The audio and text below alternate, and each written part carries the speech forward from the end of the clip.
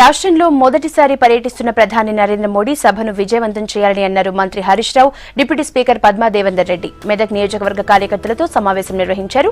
దేశానికి role model గా ఉన్న మిషన్ భగీరథ ప్రారంభోత్సవానికి ప్రధాని వస్తుండడం గర్వంగా ఉందని అన్నారు. ప్రతిపక్షాలు ఎన్ని అడ్డంకులు సృష్టించినా రాష్ట్రంలో ప్రాజెక్టులు కట్టితీరుతామన్నారు మంత్రి హరీష్.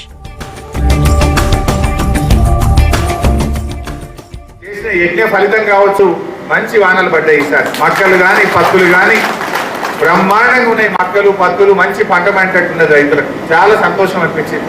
34 చెరువులు నిండినాయి సార్ అన్నట్టు మెదక్ ఈజీ గారు, నాకు చాలా సంతోషం అనిపించింది. ఇంకా కూడా ఈ 3-4 రోజులు వర్షాలు బాగున్నాయట.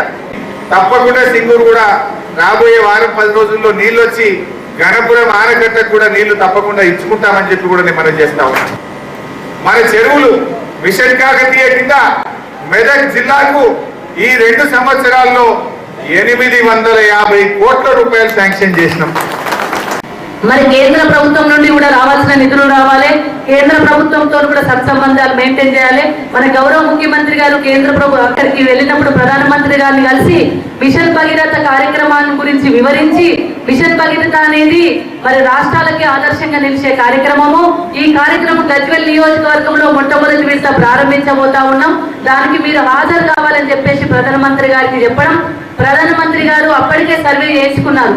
అంటే దీని ద్వారా మరి ప్రధానమంత్రి గారు కూడా తప్పకుండా ఉత్సాహం చూపెడతారు. తెలంగాణ రాష్ట్రం అభివృద్ధి చెందుతుంది, నేను కూడా వెళ్ళాలి అని చెప్పేసి ఒక ఉత్సాహం కొద్ది మిషన్ భగీరథ కార్యక్రమాన్ని ప్రారంభించడం కోసం ముఖ్యమంత్రి గారు ఇన్వైట్ చేయడం